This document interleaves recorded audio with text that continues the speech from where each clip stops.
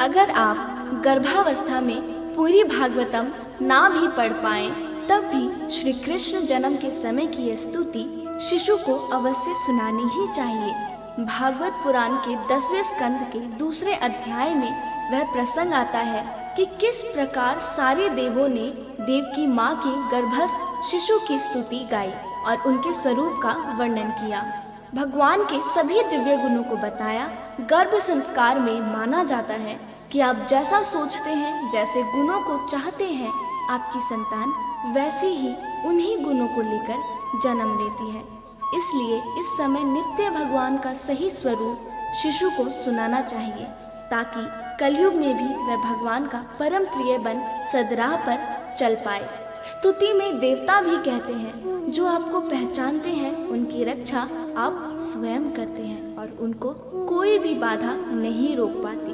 पुराणों में बताया गया माता देवकी और वासुदेव पूर्व जन्म में देव माता अदिति और राजा कश्यप थे।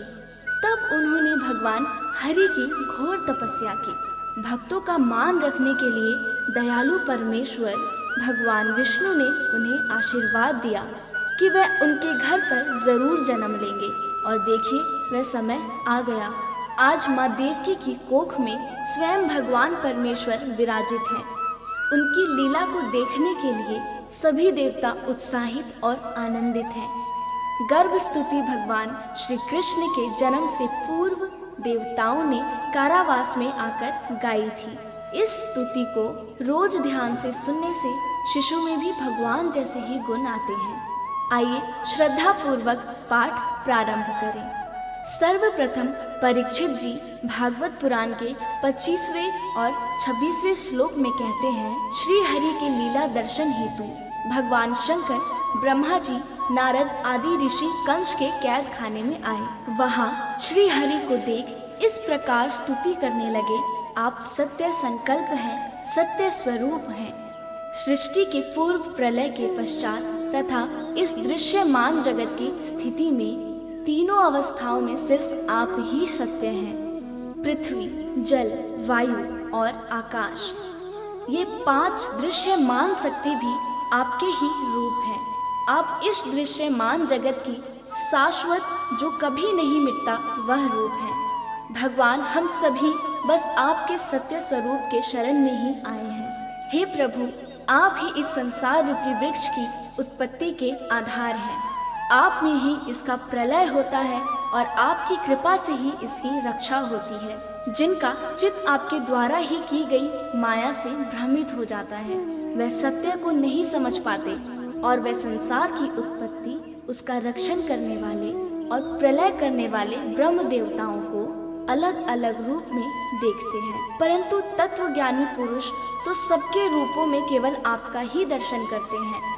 आप ज्ञान स्वरूप आत्मा हैं। आप ही इस जगत के कल्याण के लिए अनेकों रूप धारण करते हैं। आप संत पुरुषों की रक्षा करने वाले, दुष्टों को उनकी दुष्टता का दंड देने वाले परम न्यायकारी हैं। हे कमल नयन, कुछ लोग ही आपके दर्शन कर पाते हैं। सृष्टि के समस्त पदार्थों और प्राणियों में आपके रूप में अपना चित्त लगा पाते हैं, अर्थात हर अच्छाई में आपको देख पाते हैं। ऐसे सत्पुरुष आपके चरण कमल रूपी जहाज का आश्रय लेकर इस संसार रूपी भव सागर को आसानी से पार कर पाते हैं। आज तक सभी ऋषि संतों ने इसी एकमात्र जहाज से संसार सागर को पार किया है। हे परम प्रकाश स्वरूप परमात्मा, आपके भक्त इस जगत में प्रेमी, सच्चे, द्वितेशी, दयावान और परोपकारी होते हैं। वे स्वयं तो इस भयंकर और कष्ट से भरे संसार रूपी भवसागर को पार करते हैं, अपितु औरों के कल्याण के लिए भी यहाँ आपके चरण कमलों की नौका स्थापित कर जाते हैं, अर्थात ऐसा ज्ञान दूसरों को भी देकर जाते हैं। वास्तव में ऐसे सत्पुरुषों पर आपकी महान कृपा होती है। हे परम कृपालु, जो लोग आपके चरण कमलों की शरण नहीं लेते तथा आपके प्रति भक्ति भाव से रहित होने के कारण जिनकी बुद्धि भी शुद्ध नहीं है, परंतु वे अपने आप को झूठ मूठ मुक्त मानते हैं, ऐसे लोग यदि बड़ी बड़ी तपस्या और साधना भी कर ले, किसी प्रकार ऊंचे से ऊंचे पद पर भी पहुंच जाए, तो भी वह वहाँ से जल्द ही नीचे गिर जाते हैं। परंतु हे भगवान, जो आपके अपने प्रियजन हैं, जिन्होंने आपके चरणों में सच्ची प्रीति जोड़ रखी है, वे कभी उन ज्ञान अभिमानियों की तरह अपने मार्ग से विचलित नहीं होते और परम लक्ष्य को पाते हैं। हे प्रभु, बड़े बड़े विघ्न डालने वालों की सेना के सरदारों के सर पर भी पांव रखकर निर्भय होकर गुजरते हैं। कोई भी विघ्न उनके मार्ग में रुकावट नहीं डाल सकता, क्योंकि उनके रक्षक आप जो होते हैं।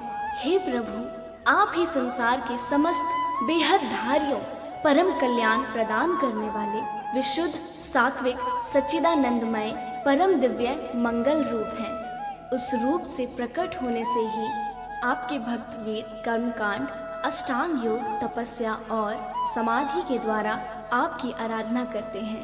हे प्रभु, आप सबके विधाता हैं। यदि आपका ये विशुद्ध स्वरूप ना हो तो अज्ञान और उसके द्वारा होने वाले दुष्प्रभाव को नष्ट करने वाली शक्ति किसी के भी पास नहीं होगी। वास्तव में जगत में दिखने वाले तीनों गुण सत, रज, तम आपके हैं और आपके द्वारा ही प्रकाशित होते हैं। यह सत्य है, परंतु इन गुणों के प्रकाश से भी आपके स्वरूप का केवल अनुमान ही होता है।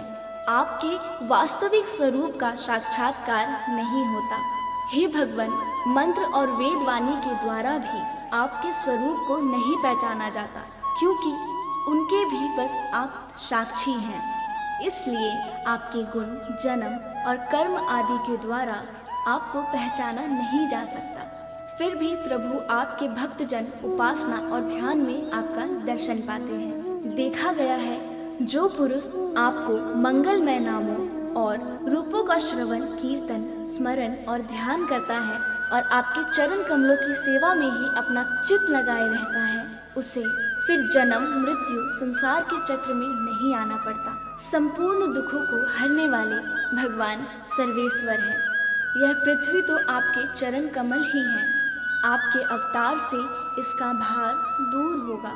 धन्य है प्रभु, हमारे लिए बड़े सौभाग्य की बात है कि हम लोग आपके सुंदर सुंदर चिन्हों से युक्त चरण कमलों के द्वारा विभूषित पृथ्वी को देखेंगे और स्वर्ग लोक को भी आपकी कृपा से कृतार्थ करेंगे। प्रभु, आप अजन्मा हैं, अर्थात आपका कभी जन्म नहीं होता। फिर भी यदि आपके जन्म के कारण के संबंध में हम कोई तर्क ना करें तो यह कह सकते हैं आपका दिल विनोद है। ऐसा कहने का कारण ये है कि आप तो जन्म मरण से परे शाश्वत सच्चिदानंद स्वरूप हैं। इस जगत की उत्पत्ति, स्थिति तथा प्रलय सब कुछ आप में ही स्थापित है। हे प्रभु, आपने जैसे अनेकों बार मत्स्य, कश्यप, नरसिंह, वराह, हंस, राम, परशुराम और वामन अवतार धारण करके हम लोगों की और तीनों लोगों की रक्षा की है, वैसे ही आप इस बार भी पृथ्वी का भार हरण कीजिए। यदुनंदन, हम आपके चरणों में वंदना करते हैं। देवता देवकी जी को भी संबोधित करते हुए कहते हैं, माता जी, ये बड़े सौभाग्य की बात है, आपकी कोख में हम सबका कल्याण करने के लिए स्वयं भगवान पुरुषोत्तम अपने ज्ञान बल आदि अंशों के साथ पधारे हैं। तब आप तन से तनिक भी मत डरिए। अब तो बस कुछ ही दिनों का मेहमान है। आपका पुत्र यदुवंश की रक्षा करेगा, इस पूरे जगत का वह कल्याण करेगा। संपूर्ण पृथ्वी प्रभु की आभारी युगों युगों तक रहेगी। ऐसी परम कल्याणकारी प्रभु की हम नित्य स्तुति गाते हैं, उनको नमन वंदन करते हैं। ओम श्री कृष्णाय नमः।